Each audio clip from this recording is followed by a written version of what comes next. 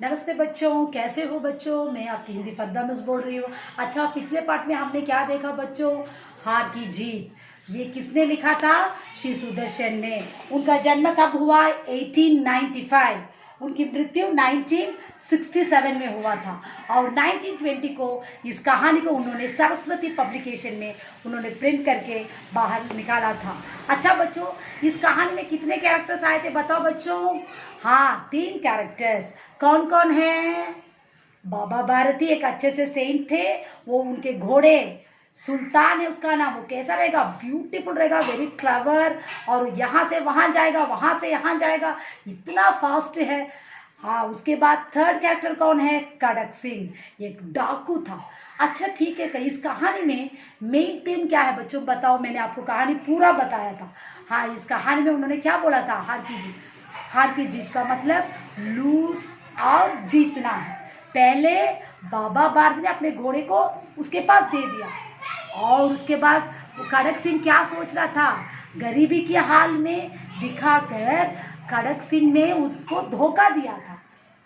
बाबा भारती ने तुम कभी भी क्या करो?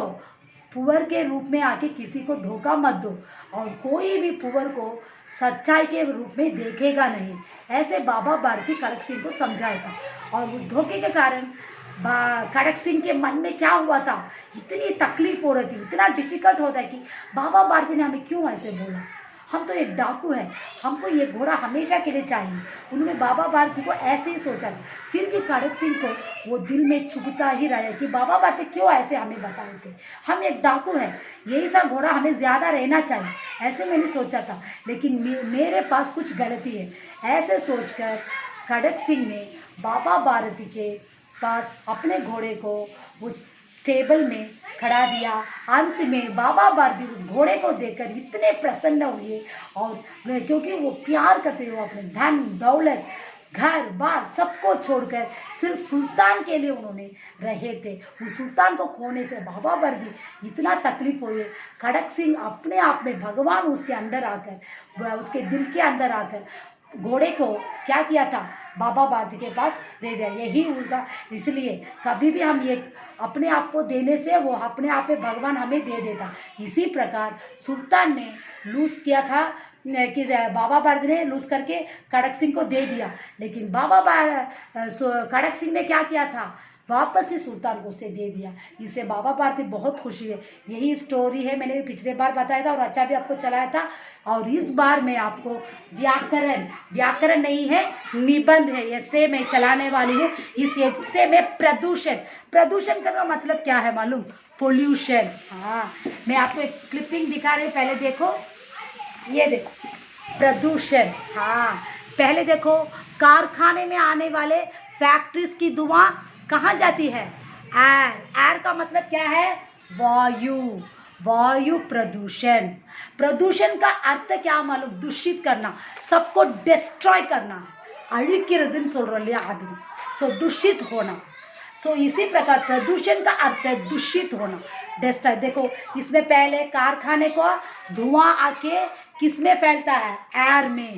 उस एयर की वजह से सबको, पीपल्स को डिजीज के रूप में कितने डिजीज आ रहे हैं। देखो अब कोविड-19 कैसे आ रहा है किसी को पता नहीं। इसी प्रकार ऐसे धुआं में आने वाले कितने डिजीज है। उसके बाद देखो ये क्लिपिंग में जल, हाँ, पानी को कैसे प्रदूषण करते। देखो कितने वाटर बॉटल्स, यहाँ पे प्लास्टिक है, ये कितना केमिकल इसके अंदर है आप सबको मालूम है। और यहाँ पे कैसे गंदगी फैला हुआ है। ये है सेकेंड वन, जल प्रदूषण। उसके बाद देखो ध्वनि, आवाज़ से हार्ट अटैक आता है, बीपी बहुत राइज होता है। इसलिए ये आवाज़ की वजह से दिल का धड़कन बहुत फास्ट से होता है और इसकी वजह से ध्वनि प्रदूषण हमें होती है। 3 क्लिपिंग अच्छी तरह से देख लो बच्चों, ठीक है। मैं आप प्रदूषण को आप एक्सप्लेन करूँगी। ये देखो आपका पार्ट है, यही है प्रदूषण, पोल्यूशन के बारे में मैं आप पढ़ाने वाली हूँ आपको। मैंने आपको ये क्लिपिंग में बताया, ये देखो ये पिक्चर्स मैंने कैसे दिखाया। और एक बार दिखाती हूँ, ये देख लो बच्चों। हवा से प्रदूषण फैल रहा है। देखो ये फैक्ट्री की वजह से हवा से मिलता है ये धुआं। और वाटर, देखो पानी से कैसे आता है, जल प्रदूषण। और तीसरा ध्वनि, आवाज़। ये देखो बच्चों, ये आपका किताब है, ये प्रदूषण ही है, देख लीजिए। प्रदूषण का अर्थ है दूषित होना। दूषित का मतलब क्या है? डिस्ट्रॉय, उसे हम डिस्ट्रॉय करते हैं। और उसी के बाद प्रदूषण का अर्थ है शुद्ध जल में दूषित तत्वों का मिल जाना। प्रदूषित मुख्यतः 3 प्रकार के होते हैं। हाँ, प्रदूषण आके पर्यावरण, पर्यावरण is the meaning of environment. Environment में भी क्या करता है? वो गंदा कर देता है, वही को भी दूषित कर देता है, डिस्ट्रॉय करता है। शुद्ध जलवायु में दूषित, प्योर वाटर में कैसे होता है? बहुत, मैंने वो क्लिपिंग बताया था आपको, देखो प्योर वाटर में एक वाटर का एक लेक जैसा है, उसमें देखो कितना गंदगी है बॉटल्स का, ये है प्योर वाटर का। ठीक है बच्चों। और प्रदूषण का मुख्य 3 प्रकार है। वायु, एयर, वही है मैंने फैक्ट्री के रूप में दिखाया था। ये देखो बच्चों, फैक्ट्री में धुआं आने वाली के वायु, ये एयर में, हवा में प्रदूषण होता है। और जल प्रदूषण, वाटर का कैसे वो प्रदूषण गंदा है वो देख लीजिए। नेक्स्ट ध्वनि, आवाज़ देखो, इतने साउंड, इतने क्राउडेड रहेगा तो किसी हार्ट अटैक पेशेंट में जल्दी चला जाएगा, यही तो सच है।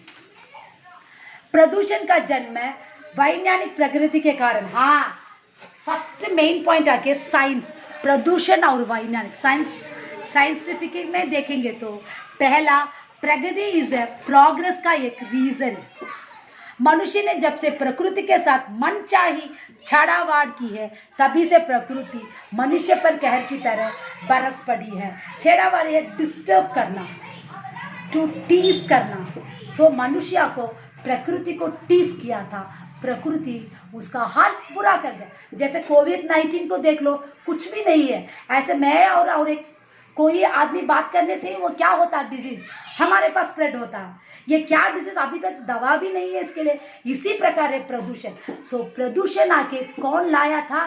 साइंस के रूप में मनुष्य ने प्रकृति को गंदा किया था, टीज किया था, और मनुष्य पर कहरे की तरह कैलामिटी, அதனால பேர் அழிவுன்னு சொல்லுவாங்க। कैलामिटी वही है। सो उसी से प्रकृति का बहुत बुरा हाल हो गया। मनुष्य ने अपने भवन बनाने के लिए वन काटे। फर्स्ट हमारे लिए मनुष्य क्या किया था? घर बनाने के लिए, ऐसे जैसा हाउस है उसे बनाने के लिए पहले क्या काटा था? पेड़ को काटा था उन्होंने, पेड़ से काटा और पहाड़ तोड़े, बड़े बड़े माउंटेन्स को उन्होंने ब्रोक किया था, और समतल मैदान पूरे को माउंटेन्स को तोड़ के क्या किया था? ग्राउंड बनाया था, इक्वल ग्राउंड बनाया था। और उसके बाद हरियाली बना, ईंट बाजरी, ब्रिक्स के वो फैक्ट्रीज बनाए थे। इस प्रकार जहाँ भी देखो फैक्ट्रीज बनाने से पेड़ कम हो गए, माउंटेन्स कम हुए, प्रकृति का बहुत डिस्ट्रॉय हो गया, इसलिए मनुष्य को बीमारियां आने लगी, यही तो सच है। तारकिल का निर्माण किया, वायरलेस, पूरे टेलीग्राम का मैसेज वायरलेस, नीचे आने वाले कितने केबल के टीवी सब पूरे आके धरती को बर्बाद किया, और प्रकृति भी बर्बाद हो गई। दिन रात कारखाने, हाँ, डे एंड नाइट हम लोग क्या करते थे? ये फैक्ट्रीज चलाते थे, डे एंड नाइट फैक्ट्रीज चलाते थे। उस फैक्ट्री की वजह से हम क्या करते थे? बहुत तकलीफ आकर ये धुआं आने से ज़्यादा डिजीज आने लगा। और उसी प्रकार विद्युत ग्रह और विलास की वस्तुओं के लिए प्रदूषण फैलाने वाले कारखानों का निर्माण किया। फैक्ट्रीज में फैलने वाले प्रदूषण, इलेक्ट्रिसिटीज, वो वायर सब जुड़ा कर पूरे फैक्ट्रीज को हमने लगाया था, और वहाँ पे प्रकृति का प्रदूषण, यानी प्रकृति का क्या हुआ? डैमेज हुआ। वायु में कार्बन, नेक्स्ट आके एयर आ गए, वायु प्रदूषण। ये देखो, वायु में हम लोग या एयर की वजह से, या हवा में आने वाले धुआं की वजह से कार्बन और डाइऑक्साइड, कारखानों का धुआं, वैश्विक गैस, खतरनाक जीवाणुनाशक तत्व अनसंतुलित रूप से घुले, डिससैटिस्फिकेशन, कितने देखो ये वायु को डिस्ट्रॉय करने वाला कार्बन डाइऑक्साइड, कारखानों की फैक्ट्रीज का, मैंने वो बताया था आपको क्लिपिंग में, वो धुआएं, वैश्विक गैस, पॉइजनस गैस, डेंजरस जीवन शक्ति मीन्स लाइफ को बर्बाद करने वाला कितना भी ये डिजीज़ है, उतना भी हमें डिससैटिस्फाई अनसंतुलित में किया था और घुल भी गया। वायु प्रदूषण के कारण आंख में जलन, आंख का मतलब क्या, आइस में बहुत जलन होना, எரியுறது கண் எரியுதுன்னு சொல்லல அதுதான்। उसी प्रकार त्वचा में यह एलर्जी होना, स्किन में बहुत ज़्यादा एलर्जी, நிறைய கொப்பளம் இந்த மாதிரிலாம் வருது। उस प्रकार सांस में ब्रीथ में, आप देखो कोविड-19 में ब्रीथ होने से भी बहुत मुश्किल हो जाता है। वैसे एक बीमारी भी अब आ गई, देखो इसमें भी वैसा ही है। एयर में जो पोल्यूशन आता है तो ब्रीथ में मुश्किल हो जाता है। प्लेग, डेंगू आदि कितनी ही प्राण लेने वाले, लाइफ को छीनने वाले, உயிரை எடுக்கக்கூடிய ஒரு இது வந்து वायु प्रदूषण में होता है। बीमारी को जल भीड़ भाड़ क्राउडेड में, मैंने क्राउडेड में बताया था आपको, क्राउडेड में भी देखो ये आवाज़ में भी कितने ध्वनि की आवाज़ से क्या होता है, हार्ट अटैक आने लगता है, बीपी प्रेशर सब आने लगता है हमको। इससे हमारा बदन भी बर्बाद हो जाता है, हम लोग भी जल्दी जा बसे। प्रदूषित जल से सारी भूमि दूषित हो गई। ये सारा भूमि कैसा हो गया, डिस्ट्रॉय हो गया। परिणाम रिजल्ट क्या हुआ, प्रदूषित फसलें मिलती है और गंदा जल मिलता है। हाँ, हार्वेस्ट करने के लिए क्या वाटर मिलता है, जल, गंदा जल, ऐसा पानी मिलता है। तब चावल में भी वो डिजीज आ जाता, खाने में, फूड में हम कितना डिजीज, इसलिए कितना कॉलरा, टाइफॉइड और कितने स्मॉल पॉक्स, चिकन पॉक्स, कितना बीमारी हमें आ रही है अब इस ज़माने में। अब तो बड़े बड़े डिजीज़ आने लगे, ये पहले उस ज़माने में थोड़ा सा डिजीज़ था, अब बहुत ज़्यादा आने लगा जो जान को भी ले लिया। नेक्स्ट, वायुमंडल में ध्वनि तरंग का संतुलन भी आवश्यक है। आवाज़, मैंने साउंड का भी दिखाया था। टू बैलेंस करने के लिए एयर को और ध्वनि को हमें बैलेंस करने के लिए स्वस्थ मनुष्य, हेल्थी मैन को हमें क्या करना चाहिए, हार्ड वर्क, पेशेंस से रहकर इसे जीतना चाहिए। इस डिसीज़ को हमें इस प्रदूषण को जीतेंगे तो हमारा इंडिया बहुत आगे बढ़ेगा, हमारा भारत। और लगभग 80-85 डेसिबल भी होते हैं। इससे अधिक ध्वनि मनुष्य को बहारा, तनवर्ग से अशांत और उद्देशित कर दिया। बहारा इज ए डफ, कादे के कर, आवाज़ की वजह से हमारा ईयर का प्रोग्राम पूरा फट जाता है और कान नहीं सुनाता, इसका होता है। और बॉडी के अंदर फाइट होता है, तू क्या रे, तेरे घर से इतना आवाज़ कर रहा है, मैं जीऊँ या मारूँ, ऐसे लड़ाई होती है। और उसके बाद अशांत, उस जगह नॉट पीस, साउंड रहने से पीसफुल नहीं रहेगा और ये एक्साइटर करता ही रहे, उत्तेजित।